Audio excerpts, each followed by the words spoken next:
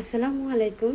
আজকের রেসিপিতে আলুর চিপস থাকছে, মানে খুবই মজাদার। ছোট এবং বড় সবারই কিন্তু খুবই পছন্দের একটা চিপস। আর এই চিপসটা আমি দুই রকম সিস্টেম আপনাদের শেয়ার করব, যার যেভাবে সুবিধা হয় সে সেভাবে কিন্তু বানিয়ে নিতে পারবেন। আর এই যে বললাম, মানে খুবই টেস্টি একটা চিপস আলুর। উপর থেকে মুচমুচে একটা ক্রিস্পি আর কি একটা আওয়াজ আসে, মুখে দেওয়ার পরে একদম নরম। মানে আমি আজকে বুঝাতে পারবো না যে এতটা যে মজা এই আলুর চিপসটা। আশা করছি আপনারা সবাই যখন একবার হলো বাসায় বানিয়ে খাবেন তখন অবশ্যই কিন্তু আপনাদের কাছে অনেক অনেক ভালো লাগবে। আমি এখানে আলুগুলো বয়েল করে নিয়েছি, যে বললাম মাত্র 2-3টা আলু আর কি নিলে অনেকগুলো চিপস হয়। তো খুব ভালো করে এটা ম্যাশ করতে হবে আলুগুলা। তো আমি এটা কাঁটা চামচের সাহায্যে করছি, আপনার ম্যাশার দিয়েও কিন্তু করে নিতে পারেন। তো একটু ধৈর্য ধরে আস্তে আস্তে করে নিলে হবে। দিয়ে দিচ্ছি খুবই সামান্য পরিমাণে লবণ, আর দিয়ে দিচ্ছি গোলমরিচের গুঁড়া, আর এখানে দিয়ে দিচ্ছি ধনিয়া পাতা কুচি করে, একদম কুচি করে কেটে তারপর আমি এখানে ধনিয়া পাতা দিয়েছি। তারপরে একটু ভালো করে এটা ম্যাশ করে নিব। আর এখানে আমি রান্নার যে রেগুলার তেল সেটা দিয়েছি 1 চামচ, আর কর্নফ্লাওয়ার দিয়েছি ভর্তি করে 2 চামচ। তারপর আবারও খুব ভালো করে এটা আমি মিক্স করে নিব।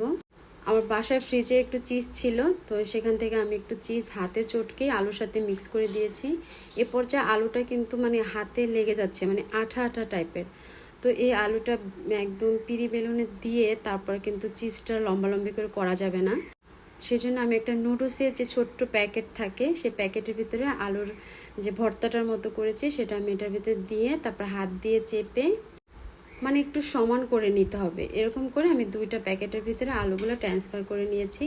আর যদি পারেন তাহলে একটু পিরি বেলুনটা আছে, বেলুনটা দিয়ে একদম সমান হয়ে যাবে, যাতে এরকম করে দিলে সবচাইতে ভালো হয় আর কি, খুব সুবিধা করে আর কি কাটা যায়। আর একটা সিস্টেমও দেখাবো। তারপর সাইডে যে বর্ডারটা থাকে চিপসের প্যাকেটে সেটা কিন্তু আমি কেটে ফেলে দিব।